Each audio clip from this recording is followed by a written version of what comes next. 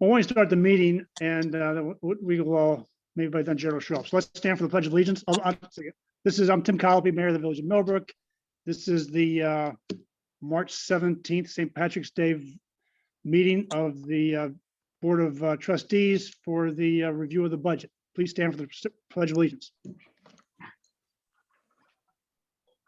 Pledge allegiance to the flag of the United States of America and to the republic for which it stands, one nation, under God, indivisible, with liberty and justice for all. Thank you.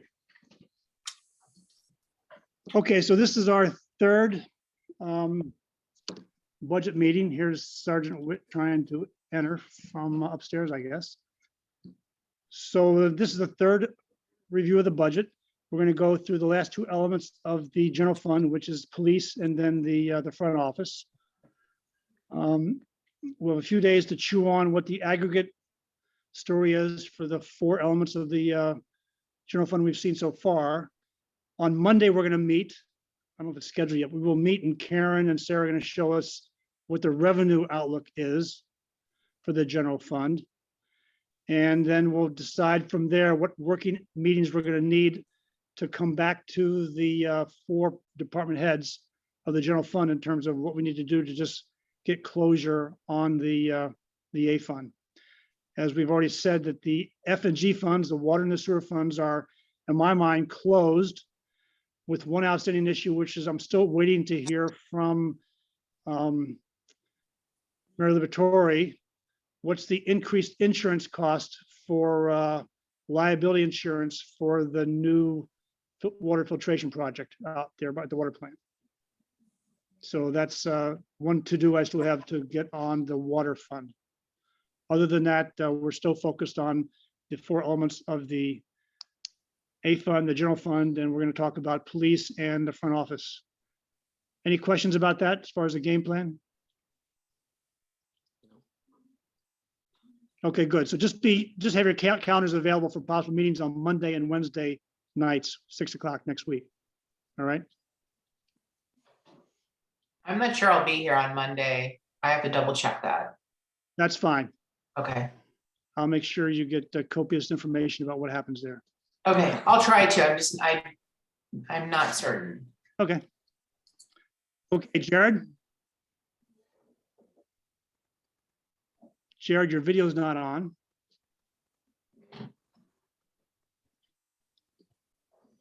You're also muted. What's going on up there anyway?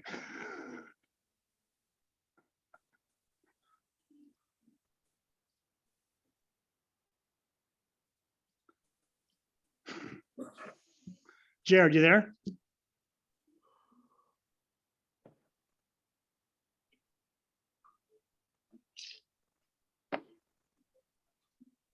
There he is. Okay. We've got video. Now how about audio? He's frozen. What's he using up there anyway? Okay.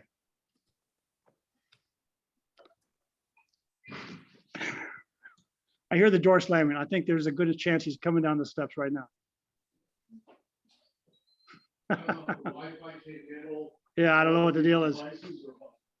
Because I'm there, I'm hearing like every second word of yours. Yeah, okay, so before you go in there, you didn't give me or send to the trustees your that nice worksheet you had of the hours?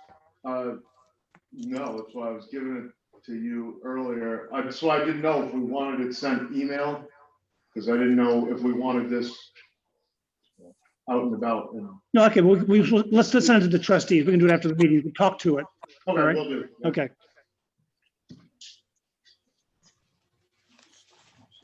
I don't think the Wi-Fi can handle all of us. Because I'm there and I'm only catching like every third word. I can sit there. Sorry.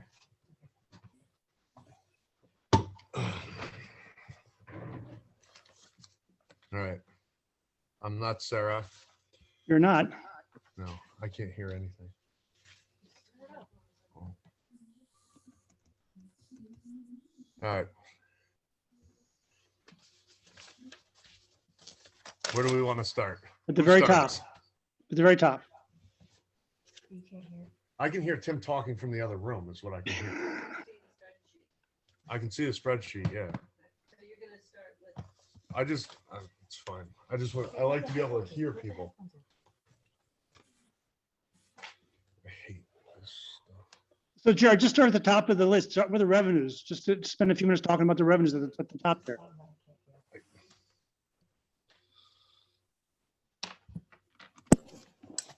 He is hooking up his headphones right now because he can't hear.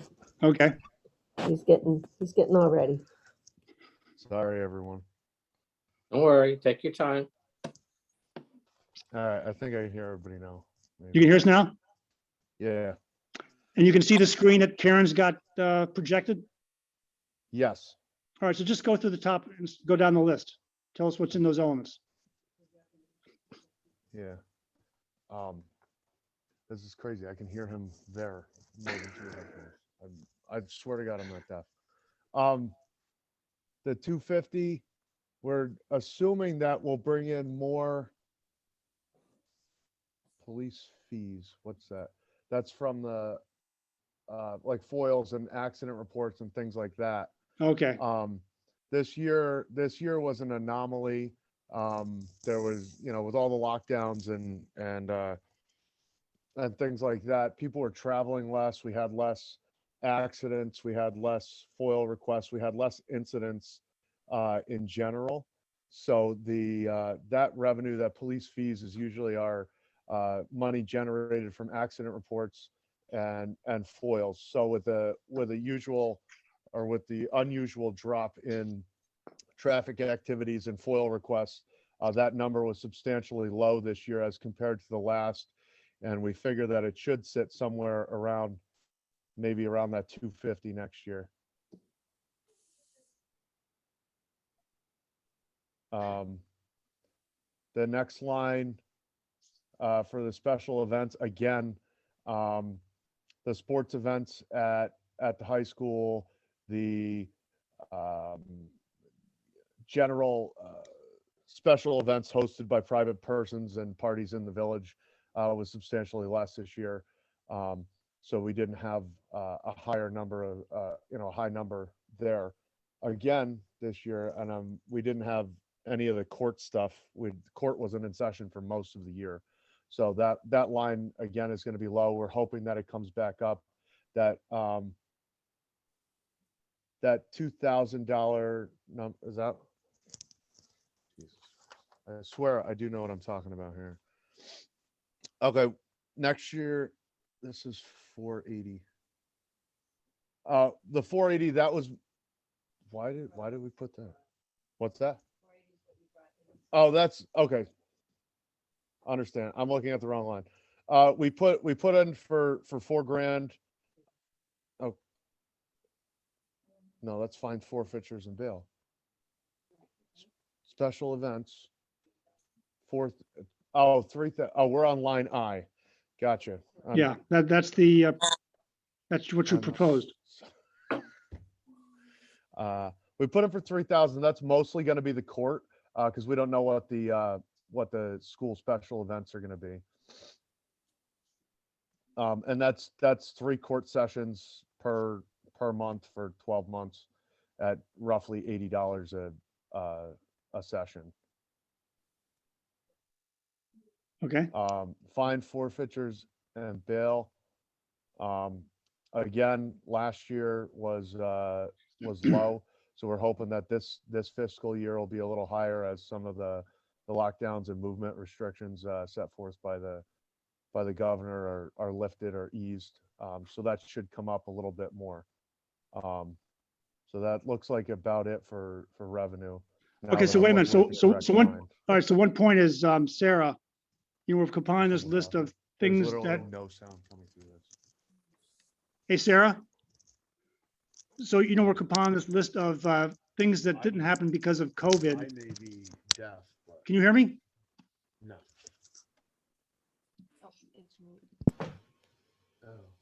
Hey, Karen or, Oh.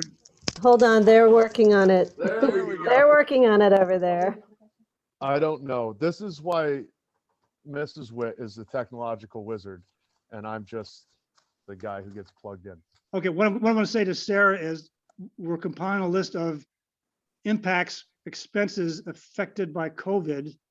I would like to add these revenue deltas, the fact that we didn't have the kind of police fees, special events, whatever, that hit our budget because the revenue didn't come in on our list of COVID-related expenses or lack of revenues, okay? Got it, Sarah? Yeah, she does. Yep. Okay, good, thanks. All right, now I feel connected again. Now I All can right, actually go ahead. hear. All right, where are we at next? You're going to expenses now. Expenses. All right, we're gonna take a look.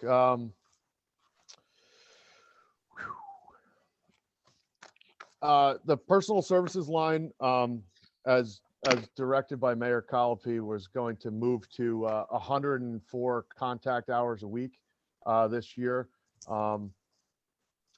This past fiscal year, we were operating at 102 hours per week. The breakdown for the base to have the personal services line for 104 hours a week. I don't know if anybody can even see this. You can't. That's $138,299 for 104 contact hours per week. Now, I got that number is all based on a 3% raise across the board for the police employees. So out of that 104 hours per week, I tried to get it as close to a realistic number as possible. I myself, the full-time, am committed to 40 hours a week. So I calculated 40 hours of the week at my rate, which would be $28.33 an hour. And the remaining 64 hours, I took an average of the remaining 6 employees, which was $23.85. And I multiplied that by the remaining 64, coming up with a total of $138,299. Okay, so hang on, hang on a second, Jared. So first off, just so everyone's clear, the reason I asked that he go from 102 hours a week to 104 hours a week is that way he can have 13 shifts of 8 hours each. Okay. Correct.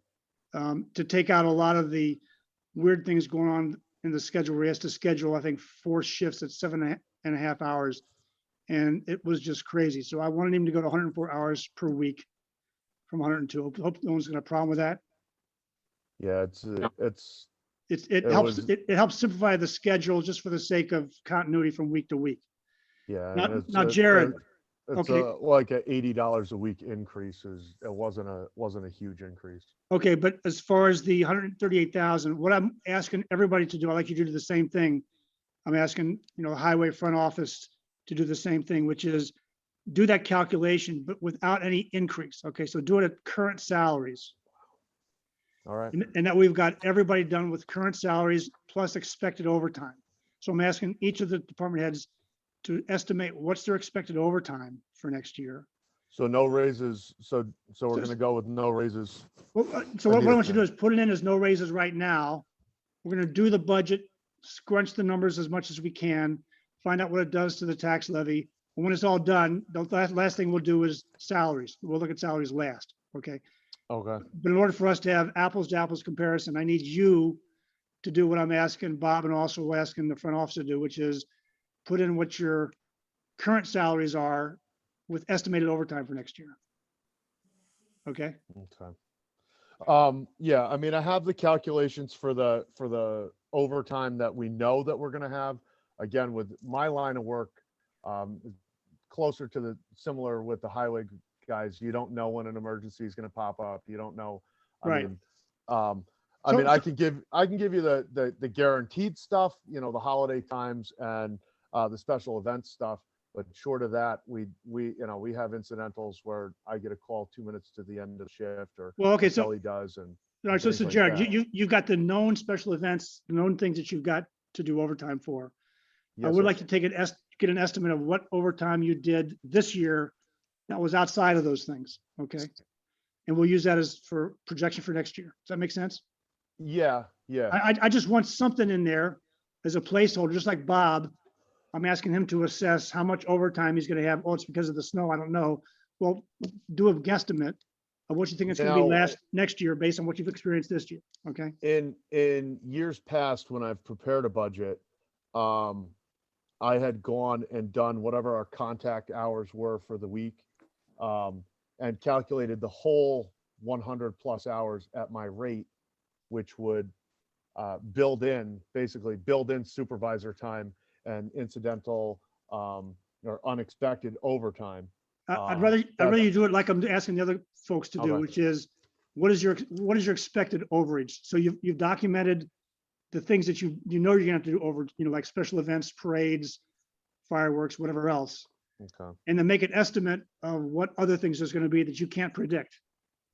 And do it based on what you experienced this year, all right? All right. Just like Bob's gonna predict how much snow he's gonna have next year, you need to predict how many, marches are gonna be, or how many protests there's gonna be, that kind of thing.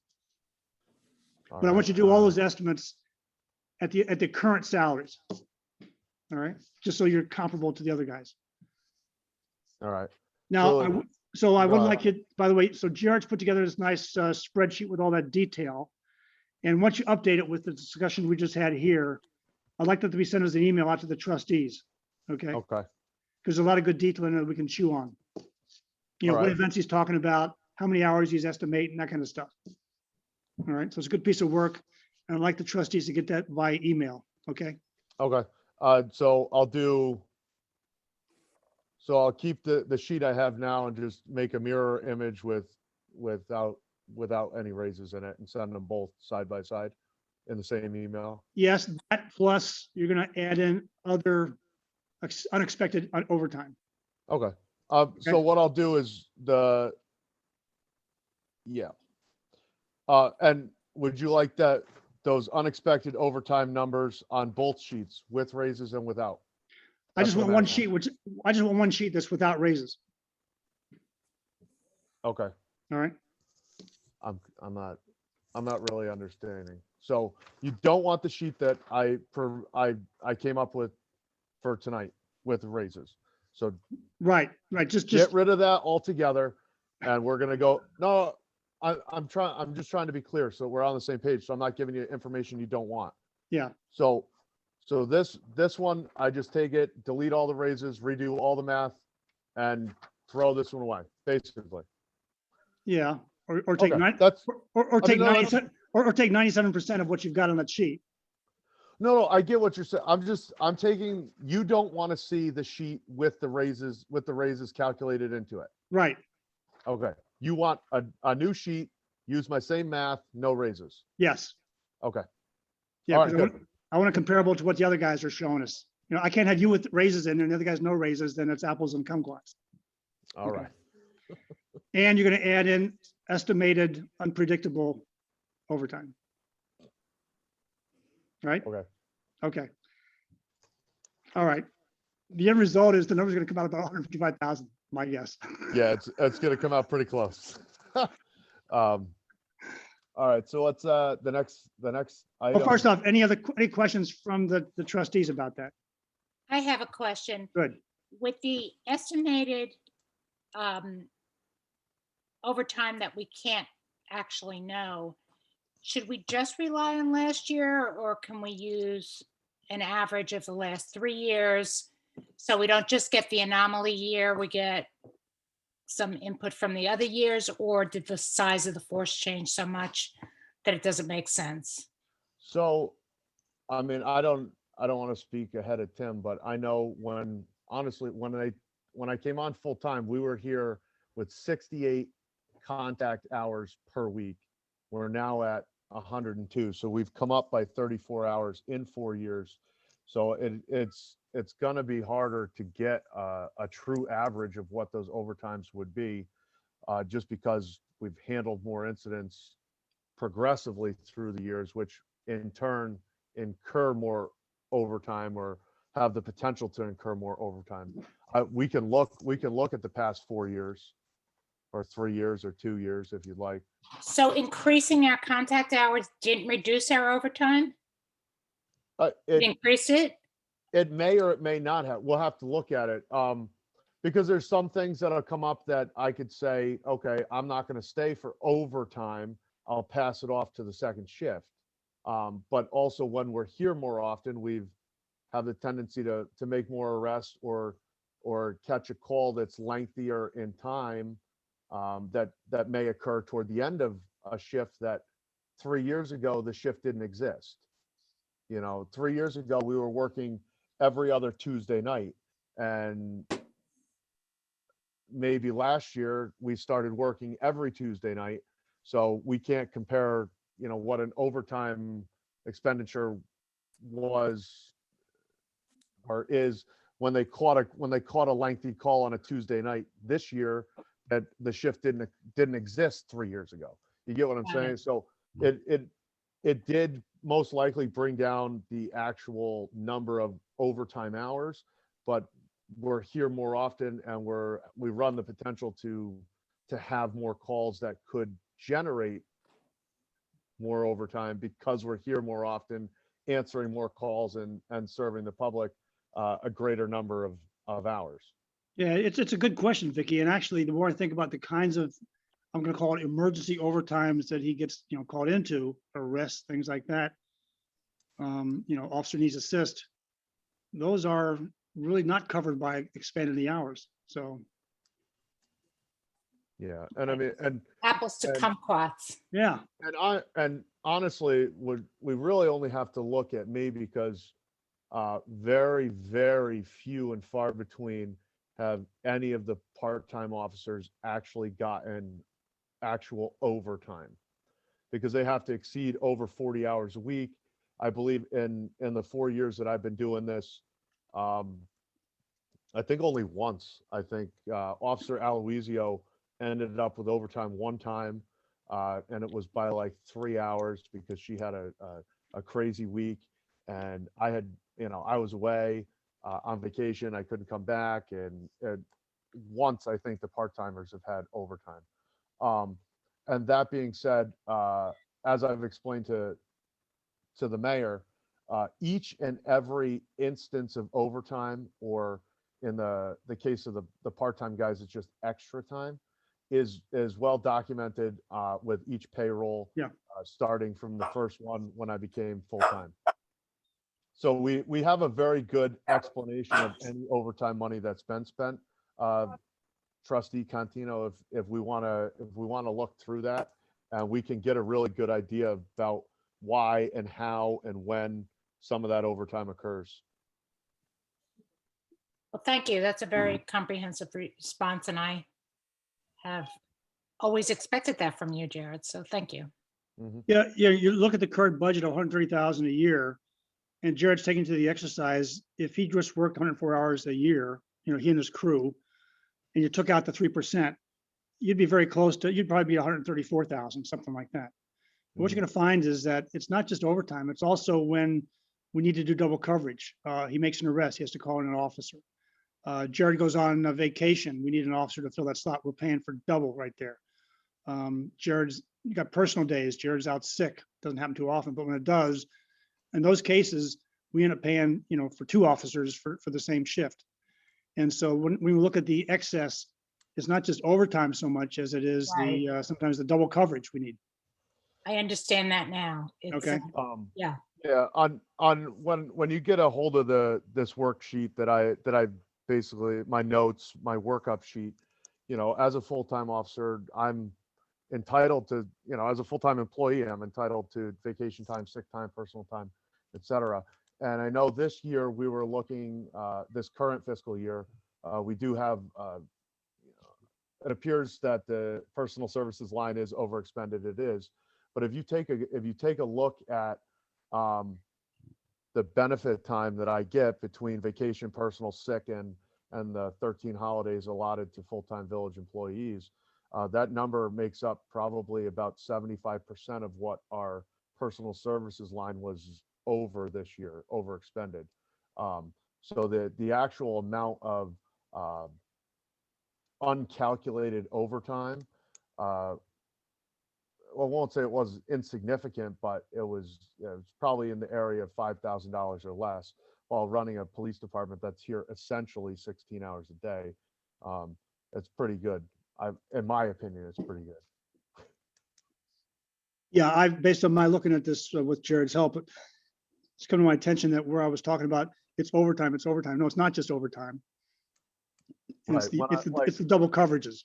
Right, when I got injured back in October, and I was out for a week, we were paying, and my department is the only one that this will occur in the village of Millbrook, is when I get hurt or someone, it's mostly me, because I have the sick time and the benefit time, is when I get hurt or when I'm out, we're still paying someone else to cover the shift. So that, I don't know that it's always been considered at budget time. The fact that, like when I got hurt this past October, I was out for a week, but we also filled the shifts for a week. So in that 1 week span, we went through 2 weeks of salary. Right. And it's just, it is something like the mayor's saying, it's, something we have to remember, we have to consider that if something happens to mostly myself, we are going to be in a spot where it could be, we're basically double paying to fill the shifts. Okay, so look, so Jared's did a really nice job with that cheat sheet he's got. He's gonna redo it, send it to all the trustees. That'll really help explain to them what he's talking about. And I think that pretty much covers that topic. I think we move on, okay? Yeah. Okay, Jared, go on to the next line. So you got court, school, and special events. You're showing nothing in there as far as expenses. Now, let me just tell you, I thought that we had contracts in place with both the court and the school, so that basically we're a cost center, that whatever cost we incur by having an officer stand 4 hours in front of the court over there in the town hall, the town paid us basically the expenses. Correct. So it's a little revenue comes in, but it goes right against the expenses for doing that, right?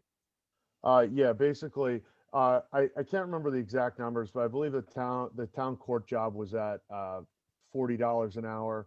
So and it's a 2 hour minimum. So if I work it, the village loses a little money. If Officer Aloisio works it, the village makes a little money. It shakes out, depends on who does it. But yeah, it's basically calculated to be almost a 1-for-1. So it shouldn't affect, our personal services line. It shouldn't affect the taxpayers. Shouldn't be paying for us to be doing special. All right, so my point though is going up to the revenue where you showed $3,000 for special events and you said included in there was court. All I'm saying is whatever portion of that is court, if 2,000 of that is court, then there ought to be a expense line down here under court for $2,000. I believe so. That's a Jared, can I just? yeah. interject? Oh, absolutely. Okay, at the beginning of last year, we had talked about separating out the court and the school and the special events so that they could keep track of them. So we just added these. We didn't separate out the salaries into that yet. So I think if the board and the police department want to track the court and track what they do at the school separately, then we'll just take part of this 155, what they think is gonna be for court and school, and move it down. That 155 is only patrol hours. That has nothing to do with any of those. Oh, okay, well. Yeah, then- yeah, those numbers are separate. So my point though is, Karen, anything we do to add to the expected revenue up there above for court or school-related events, any revenue there ought to be offset by the exact amount of expenses down below, I agree. okay? I feel like it just wasn't necessarily inputted in there. Is that what you were saying, Karen? That it wasn't necessarily put down in those bottom 3 lines yet? Right, we didn't account for them, but we also didn't charge it to them. But the other point is, if this 155 does not include court and we're being reimbursed for court, then you're still charging it to the police officer line item. So it's kind of a decision on does the board want to keep track of court separately? Yes. Yeah, I'd like to And keep how much track. of this? Yeah, so as Jared said, the 155, and we can debate on what the number is, but that number is not including court, not including school, not including special events. Okay, Right. And I think we should come up with the estimate of what court will be, given if they open up, and what school will be. yes, And if you have Mhm. And all I want is whatever estimate we have for the expenses in maintaining, court presence and being at the school events, that should be offset by revenues up above for the exact amounts. So Agreed. It should be. So the net is Agreed. there's no Well, additional expense and there's no additional revenue for us being at the court or being at the school. It's a cost center. Okay, Okay, I'll work with Jared on that. okay, good. Those, I have one thing. I know with the school, and I don't know if it was necessarily with court, with the school one, there was an extra, I think, $50 equipment fee that was put in there for when we do those events that would, help take the edge off of gasoline or insurance or damaged uniform or things like that. So those lines are those, I don't know how to right, call it, that would, columns. They might not necessarily be one for one. One may show a little more revenue because of Uh, this, the Let's equipment. keep them the same, just for the sake of, I understand what you're saying. There's some odds and ends stuff. Let's keep them the same, just for the sake of not showing any expected revenue or not expecting any additional expenses from it. okay. All right, Jerry, go ahead. Now you're down to equipment. Equipment. All right, this does appear that, or it looks like we're overexpended on this line by $36,000, but that's because of the new police car, and I don't believe, is it a bond, is it a ban, is it a loan, what's it called? It's a bond. It's an a loan. SIB, has not been SIB, that's fulfilled right. to even that out yet. So I personally, I think we should leave the equipment line as is at $5,000 for the year. The same as last year. Is there specific stuff in there that you want, that you're gonna be buying with that equipment line? We're, annual, maintenance of our uniforms, upkeep of our uniforms. From there, I would like to get a couple of cargo racks for the back of the cars to keep the stuff a little bit more organized and a little bit more professional looking and available to us and easier to find. We would like to purchase a new shotgun for the village, just because ours is from at least the early 80s and is borderline kind of dangerous. I can get you a more detailed list of stuff like that. I believe we have one bulletproof vest coming up for renewal. I believe we have one of them coming up. I try to space the vests out so we're not buying $5,000-$6,000 worth of vests every 5 years at once. I've been trying to get them into a bit of a rotation, so we're not purchasing them all at once and being able to spread it out a little bit. I can go a little bit further into the stuff we want and need equipment wise, but we've been sitting there kind of at the $5,000 mark, I believe, for a couple of years now, and it seems to be pretty close. Well, okay, I'd like you to scrub that number. Anything we can do to get us some relief for the personal services line, I'd sure like Well, I to mean, we could, see what you can do. we can buy the bare minimum, just buy one vest and go forward with what we got. I mean, it's. Well, Yeah, okay, to me- yeah, maybe, to me, what is the having bare, availability to buy equipment to keep us, to give us the tools to do the job is just as important as having the right person to do the job. yeah. Um, Well, look, bulletproof vest is like a no-brainer. Uniforms, that's very important.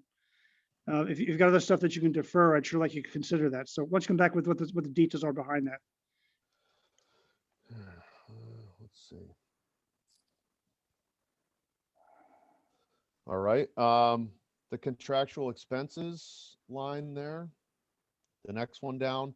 I believe that we had a little bit of miscommunication with the deputy clerk earlier in the year. It does appear our current one appears to be overexpended a little bit. But that's, again, this is basically equipment that doesn't have a long shelf life, expendable stuff, rubber gloves, cleaner,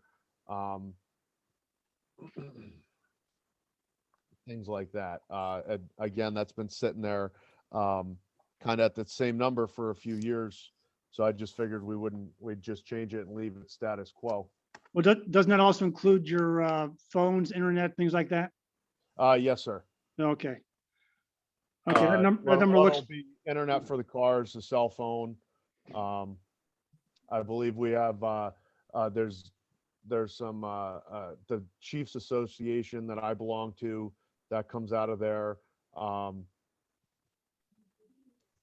There was something else I just had on top. of well, my okay, so I guess I'm worried that it was $6,600 in 2019. It's 5,400 year to date. So Well- you're gonna bring it down to 5,000? How's that?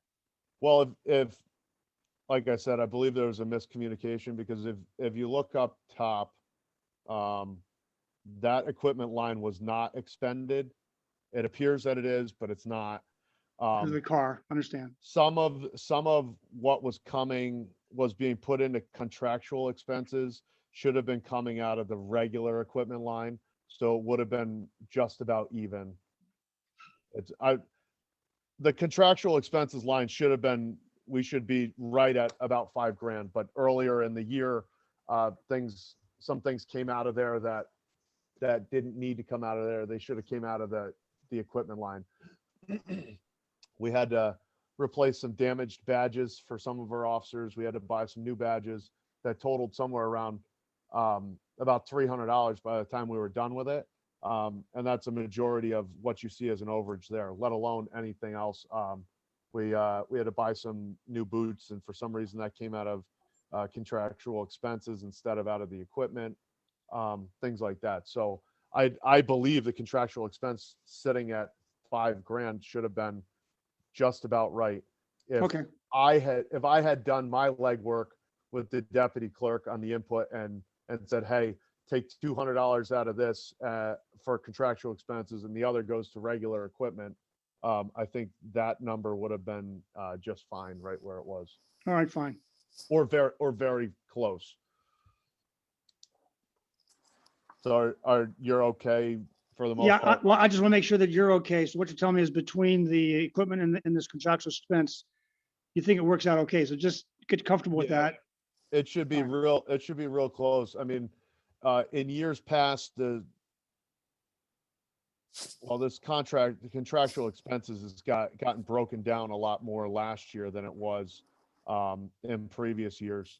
Okay, So the next one, the gasoline, again, this past fiscal year, we used a lot less gasoline because there was a lot less activity in the village through the year due to the shutdowns and, travel restrictions and congregating restrictions and things like that.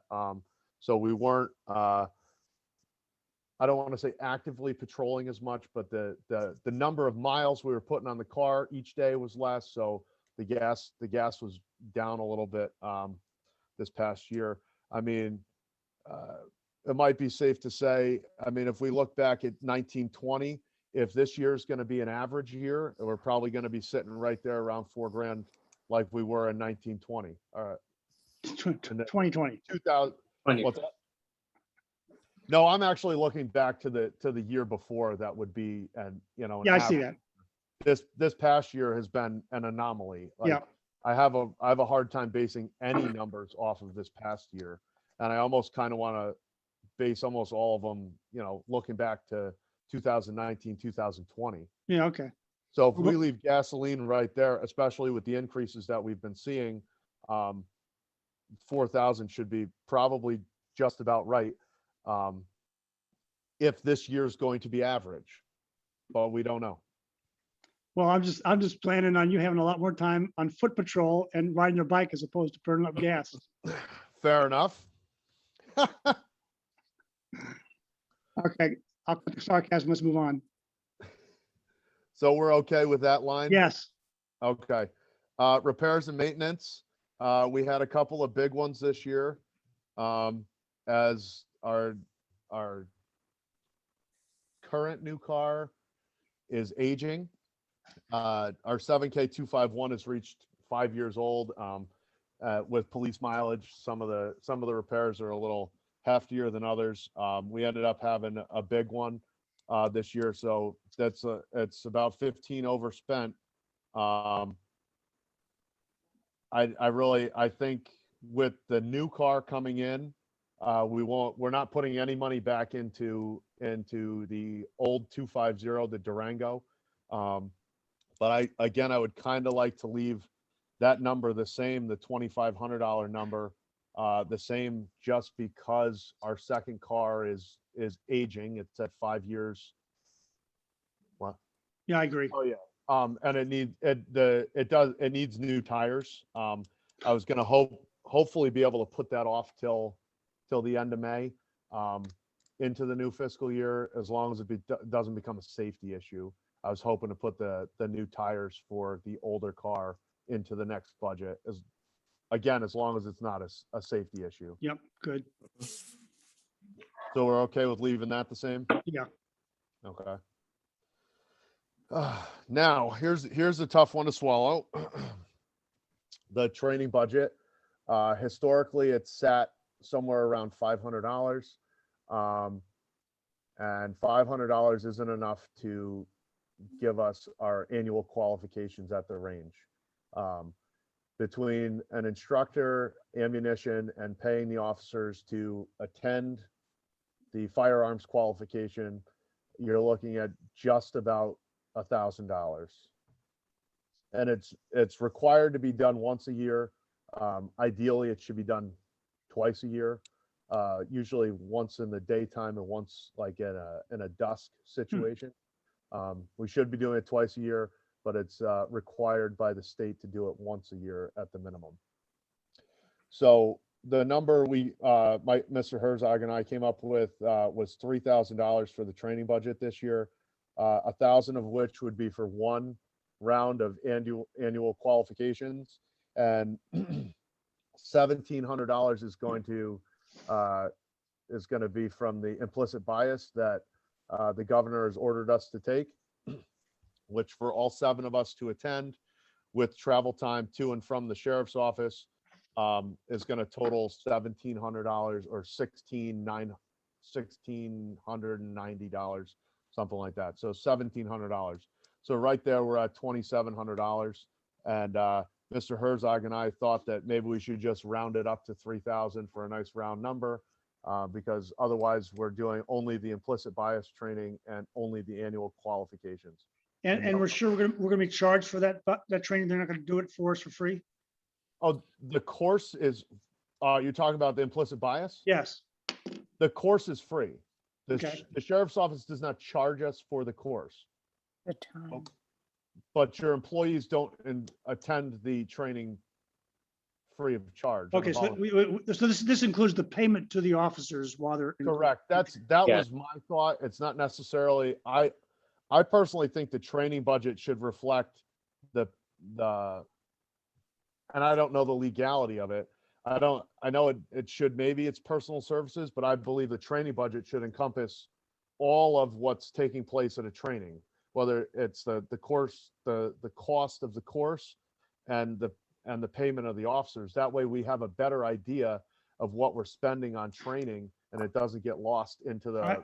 I think it should be all right. So Karen, how do you handle it elsewhere?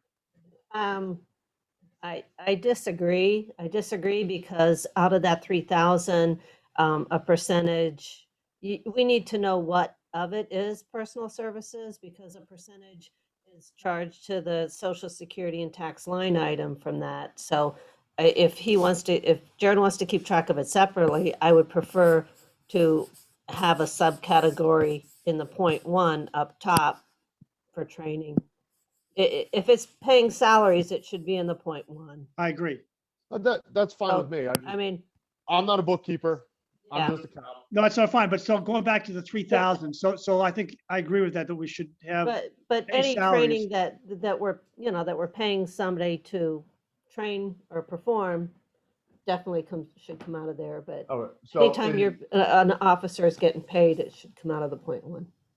okay, so out of the 3,000, instructor fees and course fees can come out of that. Correct. yes, Okay. Correct. So then that number's crap. Well, wait a minute. Well, is it? So you just explained 1,000 of it. Now, with all the things we signed up with the police reform plan, aren't there other training courses that you and your officers are going to justify that we need to book? I Mike? would hope so. I mean, we don't have I don't have anything prepared in the way of cost for that right now. I don't know what everyone's interest is in it currently, or what their what their desires for those trainings are, and or if they're justifiable at this, in front of me right now. What we discussed and we talked about, has two issues with it. For instance, if we have to replace someone as part of staff, if we take a present officer who is fully trained, has all the training he needs to be certified the way he's supposed to operate for us as an employee, then if that person's coming out of the academy, they will have 4 or 5 trainings built in from the academy already that normally we would have to train someone coming in for. That includes things like CIT training, Narcan, and a number of other anti-bias, procedural justice. They would come out of the academy with those trainings already set. And so we wouldn't have to worry about taking someone who just signed up as a part-time officer without having that background. So we didn't budget extra money either in a salary line or in a training line to be able to take care of that. So we'll be caught up, except for the anti-bias training with the $1,670 in salaries. We're gonna have to pay our officers in the coming year to take the training. There won't be any fee in that particular training. And the training for the police officer who would give the actual workshop to be certified in firearms would be about $200. And the other 300 in that 3,000 number is for optional training, meaning if we put in the police reform that if a employee makes a request to go to an optional training, we should have some money in there so they can go to a one-day workshop or something that would be available to them and have it in the budget. So that's where the other 300. So actually, I'm with you on that. What I want is, I want it to be between Jared and his officers. What's the kind of training that they're interested in? What's the kind of training that Jared thinks would be good to make us, to have a more viable police force? In other words, I don't want it to just be an officer wants to go train on something that's not relevant for the village. It's gotta be something relevant to the village that Jared thinks is gonna make us better.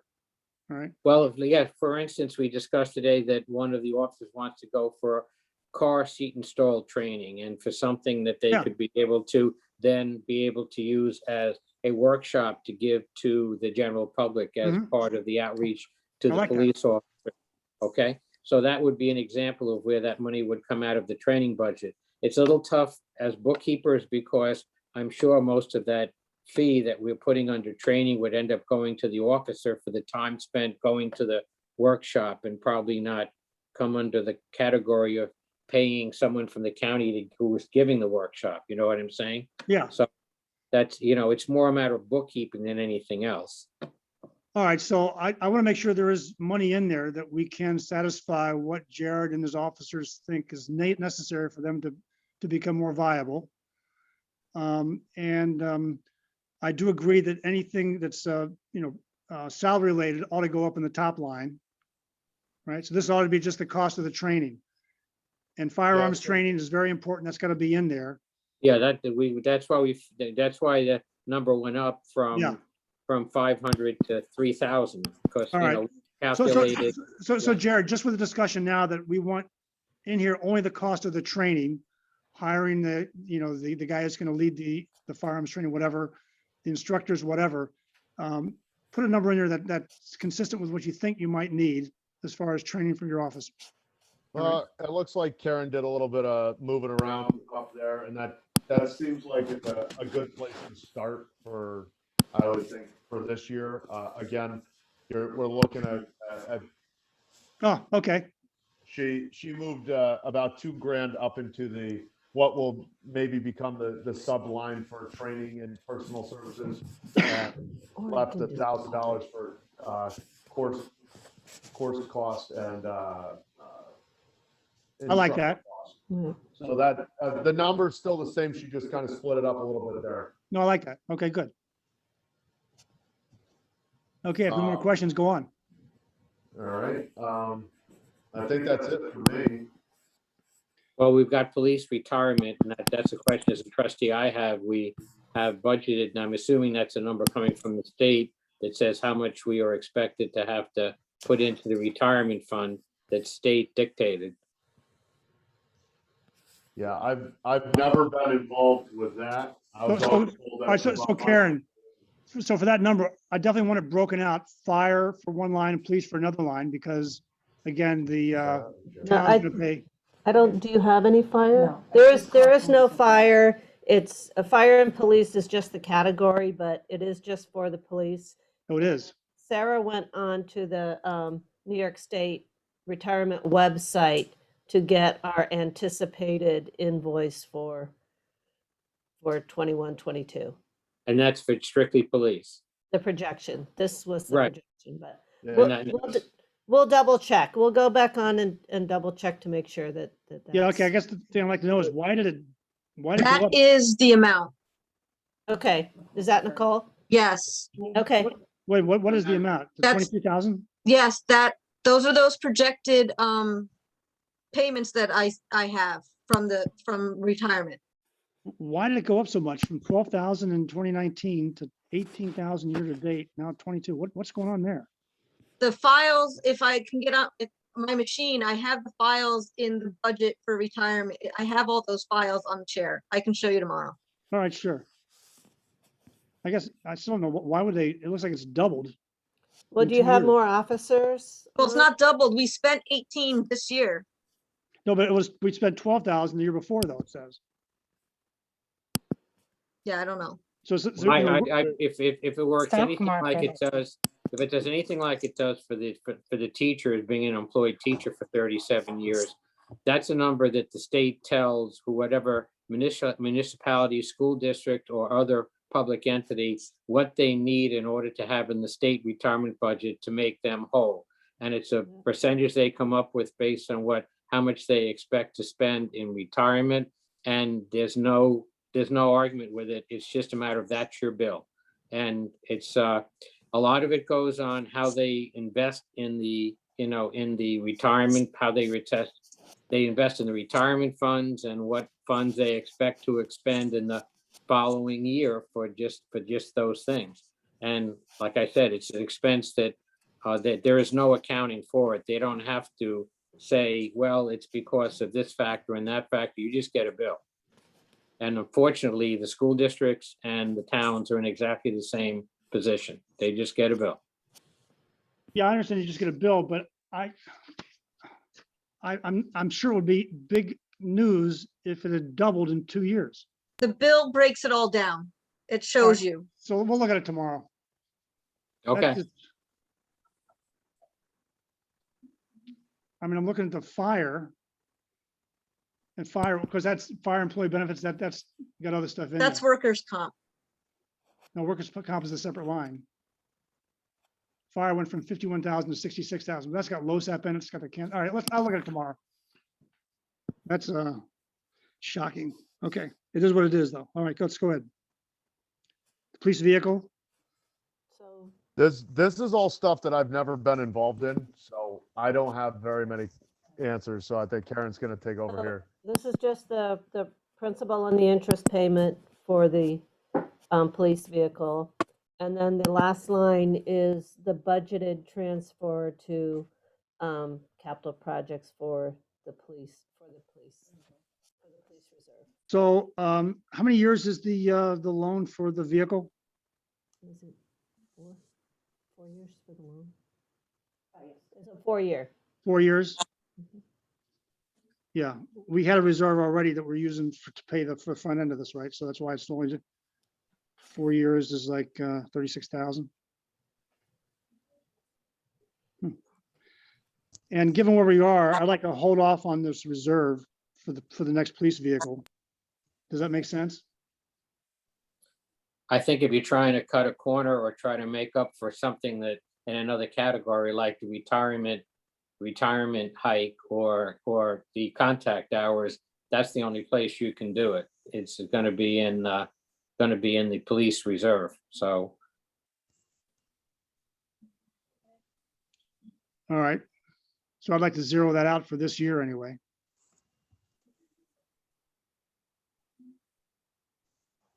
So then the total, this is your total, Karen, 206 206, yep. versus the current budget of 179.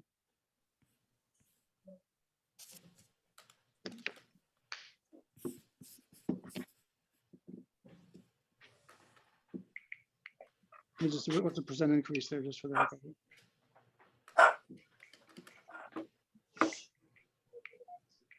All right, so that's 15% increase. All right. Okay, any questions about the police? Could you just go back to the top category in the F so I could double check something? Just so I can see. Okay, so the F is just a little bit more so I could read the very, very top, one more beyond that. So that's the actual. So so that even though we budgeted less, we actually spent $200,000 in the 1920 fiscal year. Correct. And this year it's 206. So despite the fact of what we budget, all that shows to me is that we did a terrible job in budgeting for the police last year, but it's not far off from what a realistic budget would be, because in 2019 and 2020, we spent $200,000 Yeah, total for the budget. And this year we plan on spending 206. That to me is at least a realistic figure. So yes, it might be a 15 or whatever percent thing in budget, but obviously that's one of the places where at the last minute, the figure was cut from what we had been talking about, and it was totally unrealistic. We never should have approved it. yeah, okay. And I'll take Good full point. responsibility along with the rest of the trustees. We Okay. just shouldn't have done that. The rest of the trustees, I think it's just me and you. Right, yeah, I know. Vicky and Buffy get a pass. They didn't make that dumb mistake. We did. So, yeah. Okay. It is what it is. We're gonna move forward. Thanks, Jared. You'll send us out that nice worksheet you put together when you get a chance. Yeah, can I have, when do you want that by? Because it's probably gonna take me a little bit more than a day because I'm working in between all of Yeah, this. I'd like to see it by Friday if possible, not Monday. Prefer Friday. How about I email it out by Friday evening? That gives me all of tomorrow and all of Friday. Sure, that's fine. All right. Okay, let's move on to the front office. Thanks, Jared. Hold on, I got a hot seat out of here, but let me finish my notes real quick.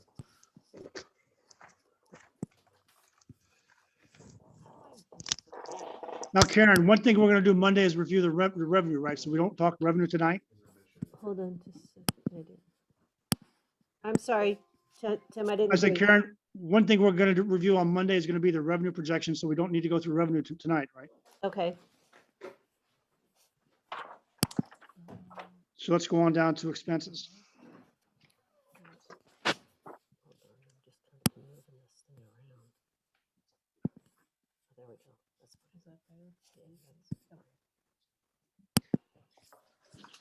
okay.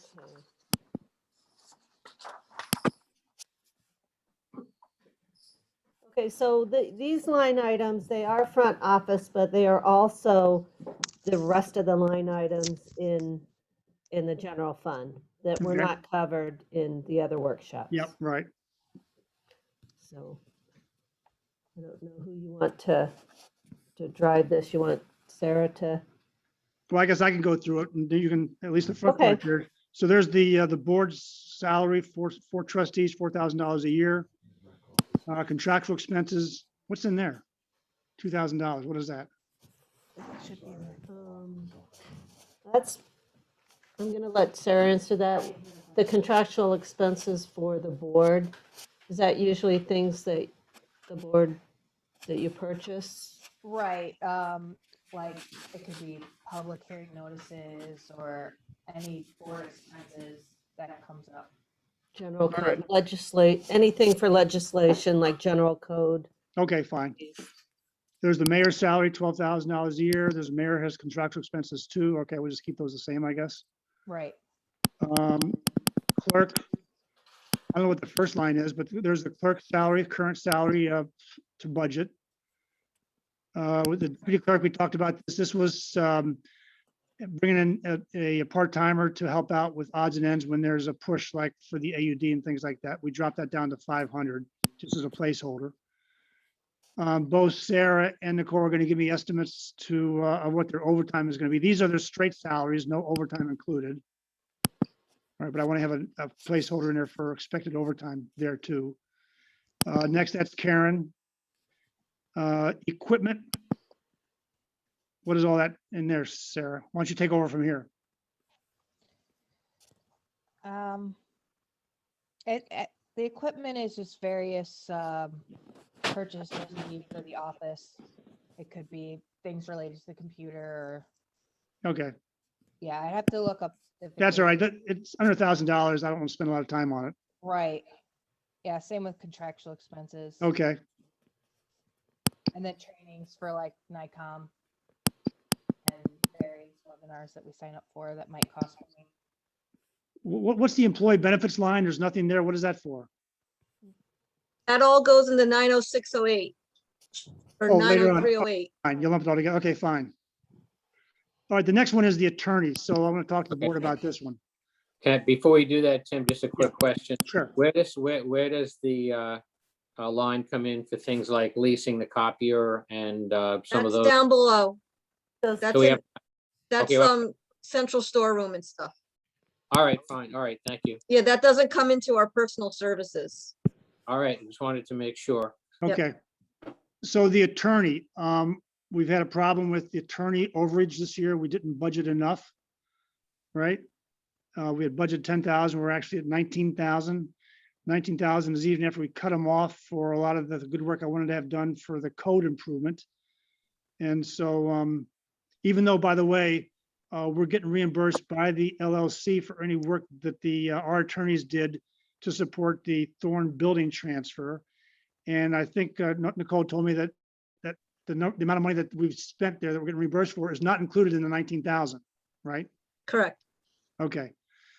So therefore, what I'm recommending to the board is that we jack up the attorney fee to 25,000. Mhm. Comments? Seems more realistic. Okay. So if you're all If we're okay gonna with do that, even, Hmm. yeah, if we're gonna do even some very simple code work, I mean, like just identifying things we've already identified and potentially changing them into, law, then we're gonna need some money, but I agree with Vicky, it's realistic. okay, good. We can't afford it, but we got to put it in there because we need them. Okay, the next is the cost of of having paychecks do our salary, our payroll. All right. The next is engineer consultant. So this is not related to the work out at the water treatment plant, but this is bringing in Delaware Engineering or Bill Bright or whoever else for special projects. So for example, we've got him now looking at the Janet LLC thing. We're going to want engineers involved in the assessment of what it's going to take to redo the sidewalks. So I think to keep it at 8,500 is reasonable, even though we went over that this year. I don't know why that is, but. So 8,500 is what I'm recommending we keep at it for next year. Okay with that? Yeah. Okay. All right, Sarah, you're on for the rest of the stuff here. So, records management, that's our info text. That's what we use for our tax software. And it's also for the general code annual fee. So those are pretty set amounts. Okay, Public info, that's what we use for our gov delivery. And I believe our channel stuff, right, Nicole? Yeah, if Karen wants to go to the next tab, office work sheet, the next tab. Next to, yeah, click on that. I have it, public infos, cable cast and Dutchess delivery. Well, there's the breakout. Okay. Yeah, Yeah, I did send that in with the email too. It's the last page of front office, so all the breakdowns for these lines should be there. Okay. So the next one we have Thorn Building.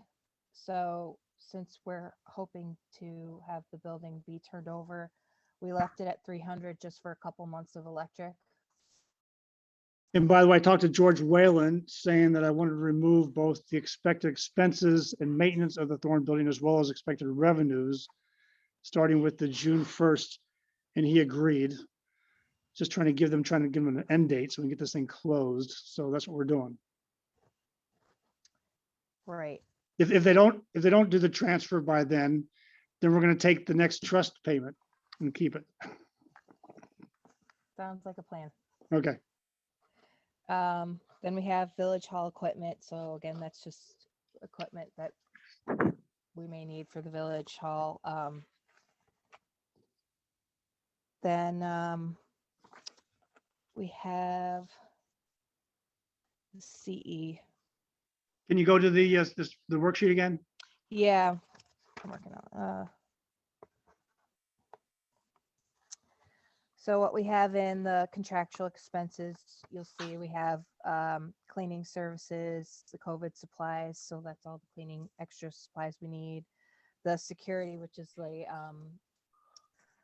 vector, with the fire alarms, and the boiler inspection we have annually that we have to pay for. So that's in that line. Okay. Then we have utilities, which is, heating, fuel, I'm sorry, that's electric, phone. We have the heating fuel for there's two boilers, or there's two tanks. So one is for like the office and the upstairs, and then we have the gym. So those are those two lines. So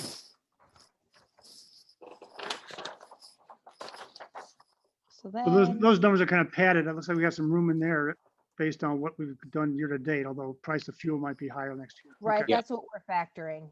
So Okay. it might Yeah. go up a little bit. All right.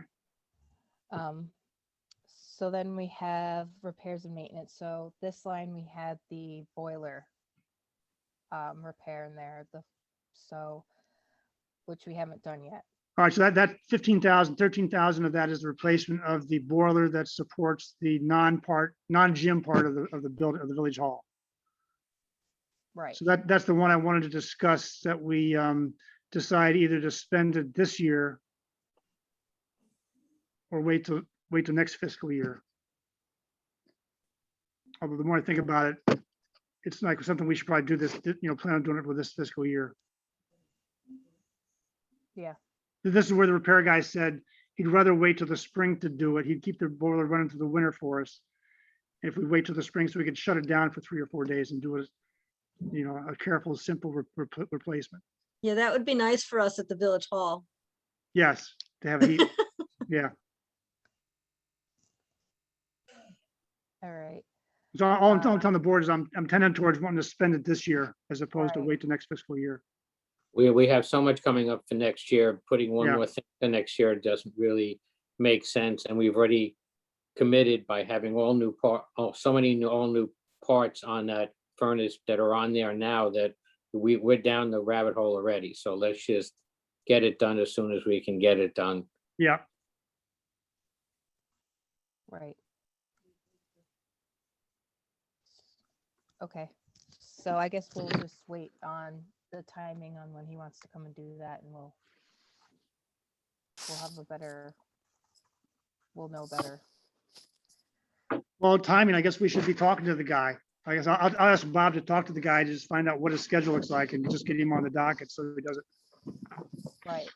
So we get Which- the bill before June, basically. Try to push it to as close to May as we can so that we don't have Nicole and Sarah shivering. Yeah. That's right. Thank you, Mike. Well, that'd be fun to see. I don't know. Wouldn't bother me. But go back to the restoration. Can we We'll talk put about coats in the budget? that. Well, We'll I buy you a guess- pretty sweater. All right, so there's Village Hall restoration. All right, so the story here is that we used to have this deal with the town. They'd pay us $10,000 a year to be able to use the room upstairs, for the rec department. And I guess downstairs too, and then the gym. And we, for some reason, kicked them out. So, but before we kicked them out, what we said was the $10,000 that they gave us, we were gonna put $1,500 of that of the 10,000 they gave us towards Village Hall restoration. And the village would match it. And now we've got a different arrangement where we no longer have this contribution requirement to go to a Village Hall restoration. And I just assume just end it. Specifically, there's $6,000 in there, in that reserve that I want to use to pay for most of the cost of replacing the roof on the back room of the Village Hall. But for going forward, I'd like to just eliminate this $1,500 restoration fee.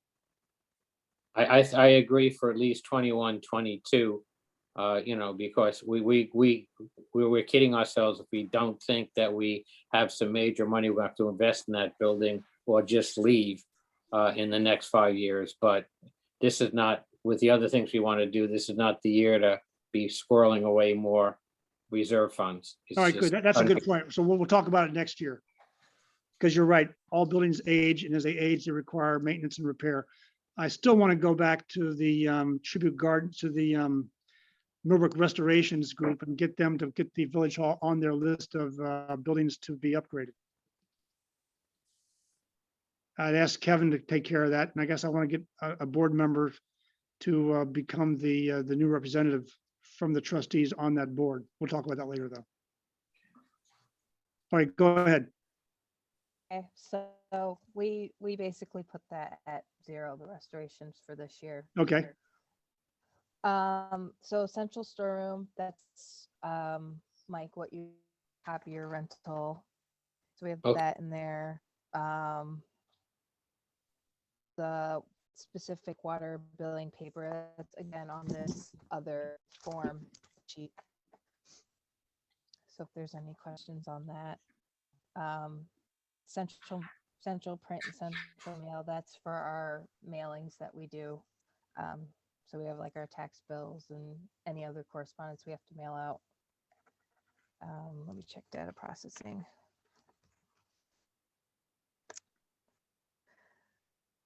So data processing. Let's see. You skip, okay, you're there, okay. Equipment, okay. Yeah. I'm not quite, Nicole, do you know what's in data processing? Yeah, that's a new website that she wants No, to that's go. the 12. The data processing equipment, we, I, don't- or the 1698 was, the new laptop. Okay. All right. Yeah, so we had purchased a laptop for the clerk. That's me, by the way. Right, so equipment, if there's anything, equipment wise, computer wise, that's what that's for. we need to keep that as is, because we don't know if we're gonna have some other expense similar to what needing another computer for you, Nicole, or something else. Mhm. We can't That's what I zero was that. thinking too. Yeah. All right, but I want to talk about the new website. What happened to the new website? I thought you wanted to wait. Oh, I did. Okay, well, let me just That's why I propose it.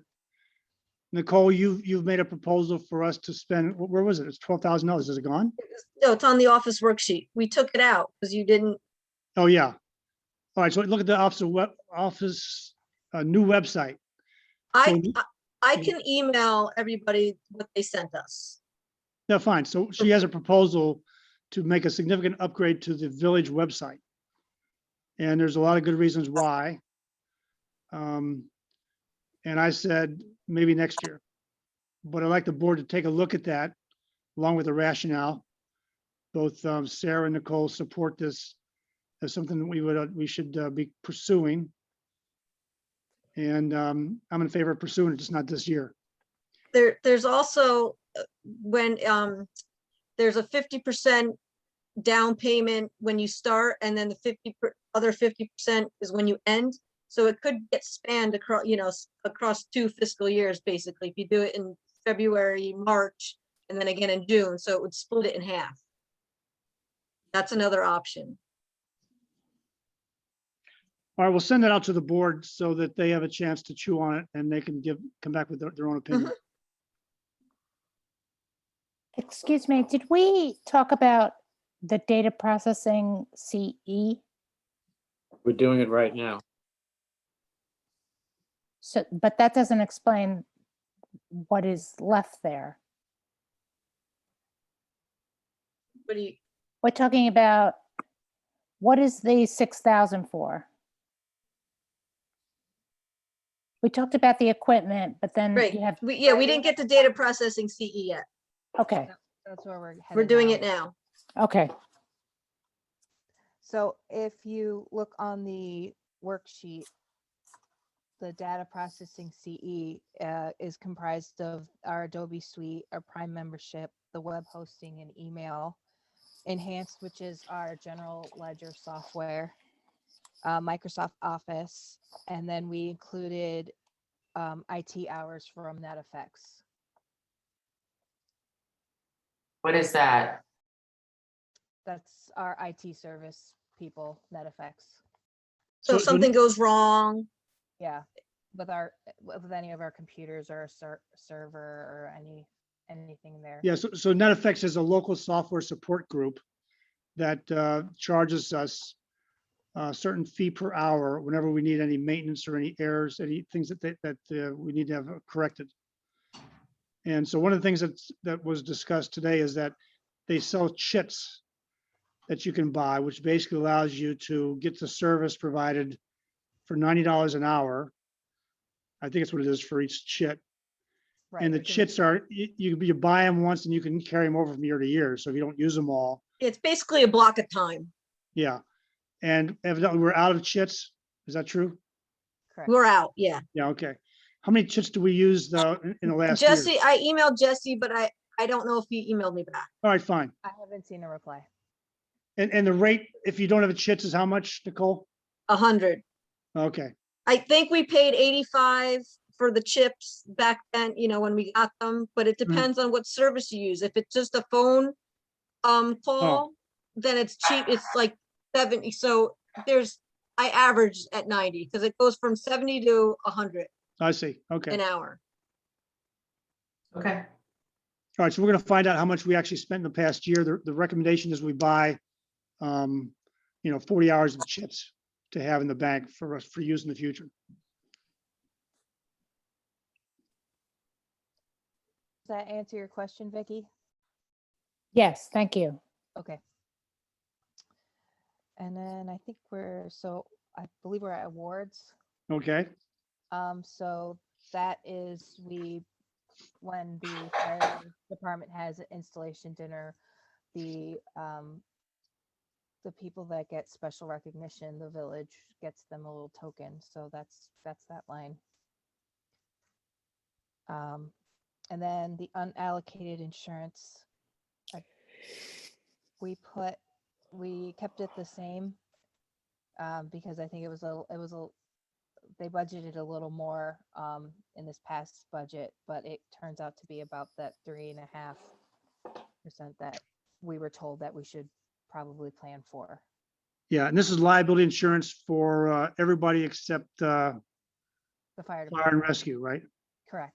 Right. And that we also had the new vehicle. So that insurance may go, I don't know what the difference is.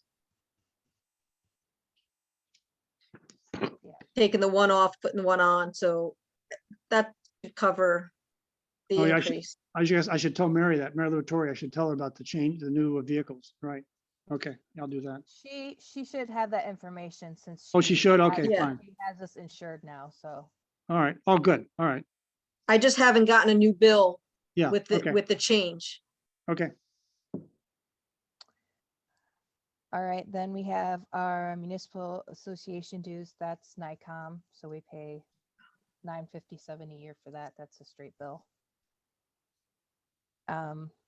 Taxes and assessments, those are our our town, village, and school taxes, along with the fees that the county gives us for printing our taxes. And then the contingency, that's kind of like, what do you call that, Karen? Just, yeah, it's our, yeah, to use throughout the year, in case. So we just kept it the same as we had this budget. Okay, Then we have safety inspection, that is. Why, that's Ken. yeah, that's why did fine. that go down? I'm not sure. That shouldn't. No, we had, That's just a typo. It should be 15. 15, right. Yeah, I apologize for that. And then the legislative assistant, that's me. I help Ken. Then we have the contractual expense, so that's his phone and whatever training he might need to go to. And then again, the safety and the employee benefits have been moved to the what, 90 Right 903. to the end, yeah. Yeah. Okay, So we had street lighting.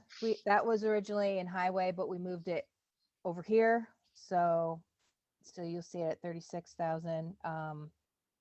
It's at 26 now, but there's still a few months left. and the bill went up, so it averages about $2,700 a month between the ornamental and the street lighting. okay. Why is that so expensive? I don't have any idea. Everybody's Central Hudson bills have gone up.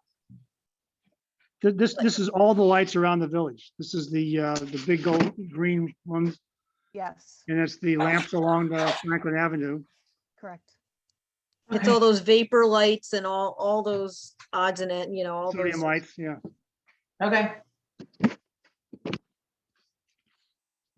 So now the next line, it's currently blank, but that's going to be our expense line for when we upgrade the tennis court.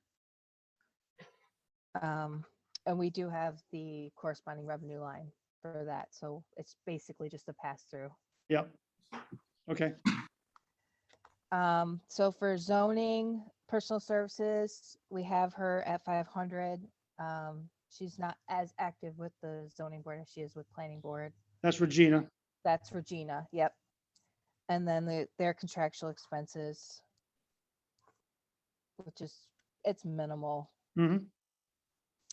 Then planning board, personal services, again, Regina, she's their secretary. So we have her at 7,000 and we just figure that because she had a pay bump and yeah, we had a conversation about that. So, and then we have their contractual expenses at 500. And then Tim's favorite, the comprehensive plan. Yeah, we took that out. Thank you. You're Thank you. welcome. Take the line out, please. Yes, we could do that. Flash. Refuse and garbage, that is that all the streets, Nicole? That is the litter baskets. Okay, so those are the ones that line the street. And I think on my office worksheet, did I put on what it was a month? Because it's like 140. No, maybe not. I had it on one of them. I don't know where it went. Anyway. That's the cost to empty the trash cans on Franklin Avenue. Yeah, Okay. All right. which they're not locking anymore, just FYI. Yeah, I know. Actually, Bob was gonna call them about that. Okay, then we Again, got shade trees, contractual expenses, we have it 2,500. I'm not 100% sure what this line is. I don't know if Mike knows better. What, the shade trees? Yeah, That's, we as a tree city, we agree to basically put money in the budget so that we can plant at least one or two trees per year and do that. So that's where that comes from. okay. Depending on the year, we've spent as much as $7,000 to $10,000 on planting new trees, but that only happens when we get contributions from generous donors in the village that say, go plant some trees. So it used to be 5,000. We've consistently knocked it down to about $500 a year for the past 3-4 years. But that guarantees us the ability to plant at least 1 or 2 trees in the village. So Wait a minute. So this is showing 2,500 and we spent nothing so far this year? Right, but usually it's Arbor Day. They usually do an Arbor Day thing. we And usually that's do it. April. We usually try to plant a tree in the fall and then a tree in the spring on Arbor Day. And the tree that was supposed to be planted in the fall got pushed back, and by the time Bob and Twin Brooks, who usually plant the trees for us, figured out that it was time to plant the trees, it was December. So we're gonna plant 2 trees, in the spring, and we really have locations set out. So Okay. And is 2 trees $1,000 or is it 2,500? it'll be between 1,000 and 2,000 probably. Oh, is but that right? Depends on, again, the size of the tree, the caliper of the tree, I see. Twin Brooks' planting fee, et cetera.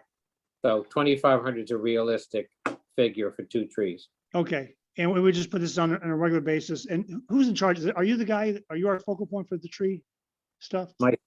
Myself and Bob and basically Kevin were the Shade Tree Commission, and we're supposed to make recommendations to the board on what see. trees to plant and where. And that's the money to make sure that gets done. Okay, fine. All right, go ahead.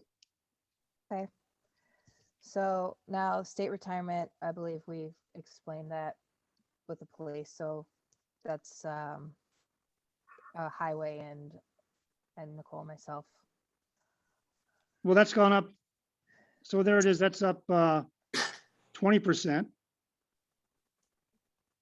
I'm still Yep. back on why the police went up 100%.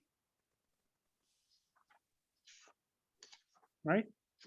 No, I think it went from 12 to 22, but so it's not 100%, but it's more than 20.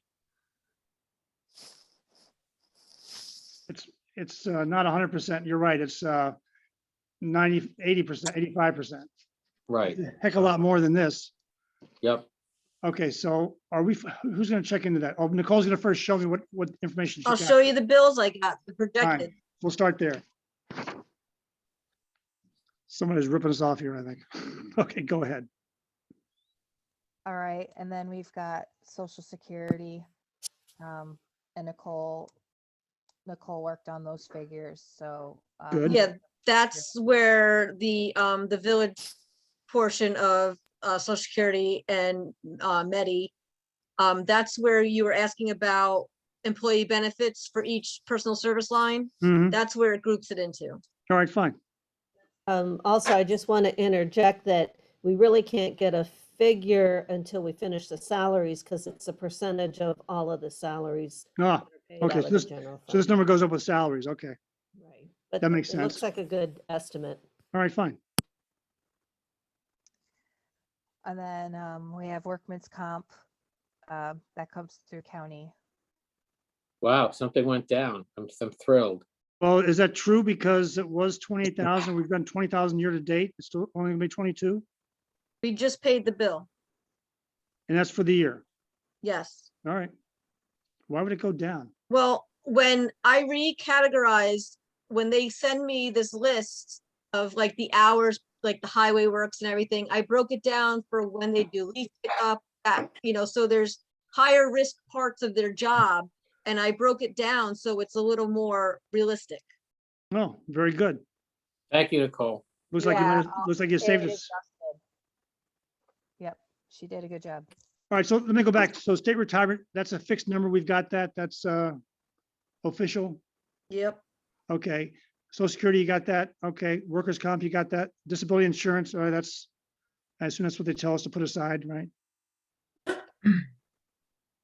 Correct. Medical insurance, that's the plan we've agreed to, which is a continuation of the current plan.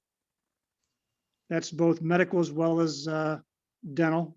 Medical, dental, the United Healthcare, that retirement for Oh, yeah, those, right. part of that. Which I need to check into.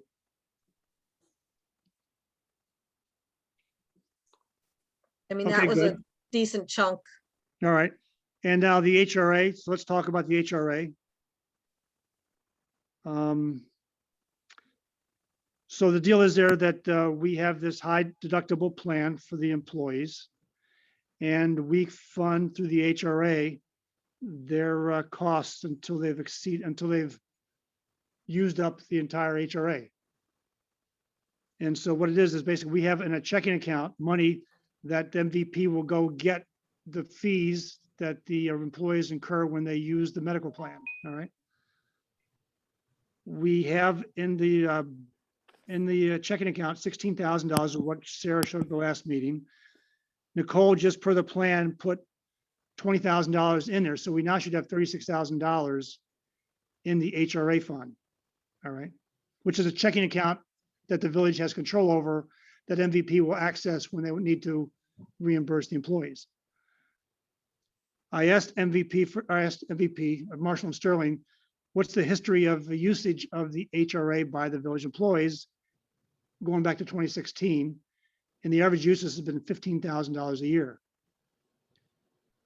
So what I asked the folks there is, why can't we just fund it to the level that we reasonably expect to use plus a little buffer? And if by chance we get in a case where an employee is definitely sick, goes in the hospital, whatever, uses it all up, that we would then go and just supplement what's in the fund there. We make a transfer from wherever, including the unrestricted fund balance, if we needed to, such that we don't overfund the HRA. All right. So what I'd like to do is end up with an HRA balance starting the next fiscal year of about 20,000. Again, we averaged 15,000 a year. I'd like to just start with a balance of 20,000. And Marshall and Sterling had said they would send me a quarterly report of what the balance is, which you know anyway from the monthly meetings. But anyway, they'd tell me when it's starting to get low, and then we would know when to go and add to the funds. What does the board think about that? So are you saying that by adding $10,000 to the 20,000 that's there in terms of figuring that we wouldn't spend more than 30 in the year, that's a realistic figure to put in?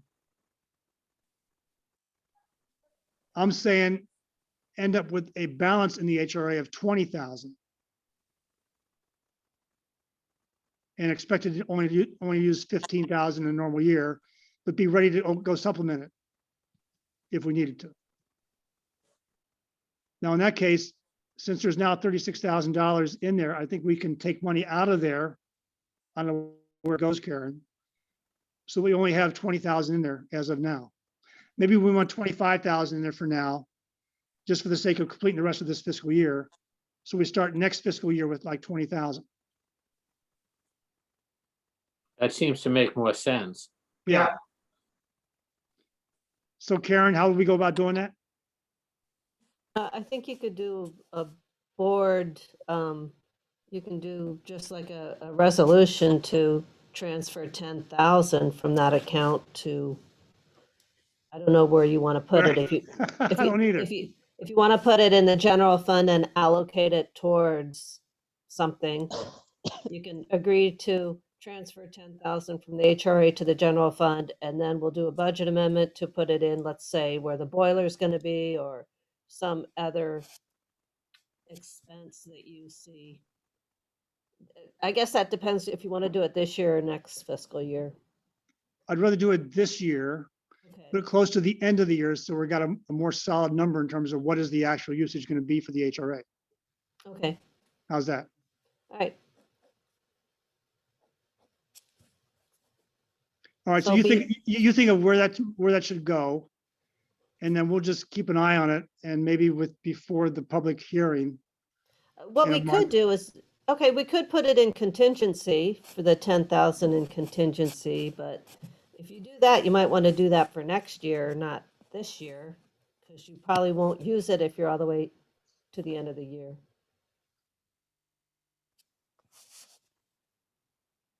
I guess it depends on how we end up this year. If we end up this year on budget, I'm okay with waiting until next year. Okay. If we have a need to meet the budget, and that's a way to get there, I'd rather do it this year. Okay, then we'll, then you've notified, you let the board know the intention and you guys can think about how you want to do Okay. that. And we'll pick it back up around mid-May at the May meeting. And see Okay, what you wanna fine. do. So is the board okay with that as a game plan? Sounds good. All right, fine. Again, I don't want to overfund the HRA, but we need to be ready for the possibility of needing to fully fund it. So that's the fine line I want to run here. Okay, good. Let's go on. All right. So now we got the oil spill. And again, those are fixed numbers between the principal and the interest. Yeah, just so everyone knows that we're going to be paying that oil spill till through 2030. All right. Yep. And then we had discussed the village hall restoration, so we. Which was zeroing out, right? At least for this year. Correct. Can you explain the oil spill? So back in 2010, there was evidently some issues with our neighbors downstream from us here in the village hall, complaining about oil smell whenever there was a heavy rain. And this is before my time. I'll tell the story that Mike, you can add in, you can correct me. So the Sure. story I heard is that we had pressure tests done of the tanks here, trying to figure out what the source was. The company did the pressure check, said, no, it's not here. It went on for another year or two. And finally, we decided maybe it is there. They did some digging around here, found out, sure enough, there's oil coming out of our oil tanks. And it was leaching downhill to the neighbors, and it was going into their basement and whatever else. And so for us to do a cleanup, it was, the bond was $860,000. I always heard it was $1 million, but anyway, the bond is $860,000 for 20 years. And that was to do the dig up, sealing, cleaning the soil and whatever of all oil, and to pay for the neighbors downstream to redo their whatever. Mike, tell us what was the real story. Well, I think you had it right, except for maybe the amount of time. I think we had that established, maybe a year before, but the bottom line was they took some money to try to out of the budget at the time and then bonded the rest. But I think the whole cleanup cost over $1 million. I'm not sure exactly. You might have to go to Stan Morse or to Bud Kopp or to Joe Spagnola, who were on the board between 2009 and 2012 and get more accurate figures. But it was easily more than $1 million that ended up going down the tubes because of the oil spill. And by the time they, Okay. go ahead. And by the time they figured out, what exactly they could pay for at the time, they tried to be able to get compensation from the oil company. It should be from the insurance company for the oil spill. That went nowhere. We sued the insurance company. That went nowhere. And essentially, we ended up, having a liability of over $1 million that we couldn't get. We had to just pay for. And that's why eventually it got bonded. For a while, it was, probably a ban or something else, but, it was over $1 million. Did we look at our insurance contract, or do we understand what the issue was so that we're better covered next time? Or The issue was, and this is even longer history, in 1985, basically, insurance companies stopped having insurance, insuring your underground oil tanks that were all over the place. Ah, And the law was passed that said that insurance companies no longer had to include an oil spill from an underground tank after 1985. But of course, how many people then said instantly, oh my God, we better take out the oil tank and do an above ground tank in the basement or something instead, because it might spill. So this has been an ongoing problem from 1985 right on through to the early 2000s. And nowadays, you can't get a mortgage out of a bank unless, if you have an underground tank, or unless you do extensive amount of insurance with double walled tanks and God knows what else to guarantee. the It's way not- we mitigated this was to take our tanks out. That was the clean out. yeah, the clean out. tanks are now downstairs in the building. Yeah. So we removed the problem Yeah, completely. yeah, actually, great big hole was dug out here. They took out the tanks. They did all the kinds of, fed the soil through some kind of a separator. Actually, that's what I'm trying to get Bob to sell down here with Bill Bright.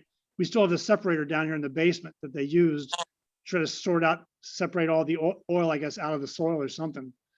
And Yeah, we had to process soil and process the entire site for over 2 years, and the EPA would come out, the DC come out and, check the gauges and check the amount of, what the progress was. And, eventually we got certified that, yes, you can stop doing this now.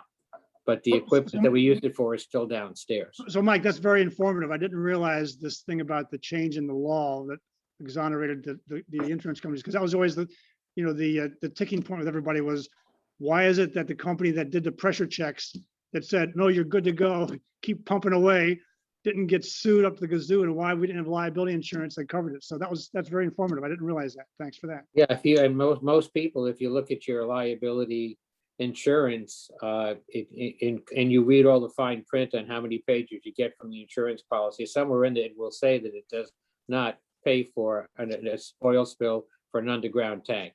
It has to be a certified tank that's above ground, or it has to be double walled. I mean, there are, ways around it, but basically, they've tried to ban underground tanks entirely.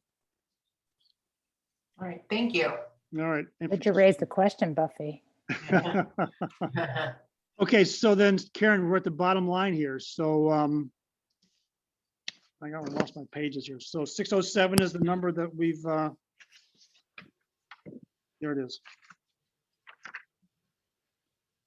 So it was 602, now it's up to 607. All right. I guess we went the wrong way, but whatever. And so 607 compares to the budget that we have in place to this year of 587. Is that right? So I think you increased the building inspector back to 15 from 10. So Okay. I Oh, there you think go. that might account for that difference. Also, the clerk salaries are just at the base. So I think we still need to make sure that we add the overtime, anticipated overtime to Good. that. So Yes. I just want to make sure that we add the things that we talked about adding. Yeah. Any other adders we have to go back and do? Sarah? And we're going to take out the HRA. Let's see. What are we going to do the HRA? Right, I think we did that. That's already been done in here. Oh, the 10,000. Yeah. Okay. Yeah, we reduced that to 10 already. Yeah. Okay. Fine. All right. So 607 from 587 is about 3.4%. Okay. All right. Anything else we need to discuss tonight then? I think that completes the review of the A fund. Yeah, and so are you thinking about Monday to review the revenues and look at the total budget to kind of Yes. see Yeah. where Let's you're at? look at the revenues and let's compare that to what the totals of the budgets add up when we combine highway, police, the front office, Fire. and no, let's see. Oh yeah, fire and rescue. Oh, you're right. And by the way, I got an updated estimate from Lisa over there at the assessor's office, which I think I copied you on a note I sent back to her just to confirm that that's the number, because the number she gave me was very beneficial to the village, to the tune of about $20,000 to the benefit, because the ratio of village to town went down. So I'll show you. I think you're on a copy of that note I sent her just to verify. I also I left a call with Steve Terletti's. I want to know what the town's position is on the new roof for the firehouse. I want to get that closed. And the insurance numbers, I need to get those closed too. Yeah, so let's spend the rest of this week looking at these numbers. I'd like the board to just chew on them. We'll add them all together. We'll compare them to the revenues on Monday. And we'll see how far off we are in terms of the tax levy. And then we'll start working the numbers down from there. Sounds good. All right, everybody okay? Sounds good. Okay, then I'll take a motion to adjourn the meeting. All motion. Second, Second. All those in favor? Aye. Aye, thanks, everybody. Have a happy St. Patrick's Day. You Thank you. too. Thank you.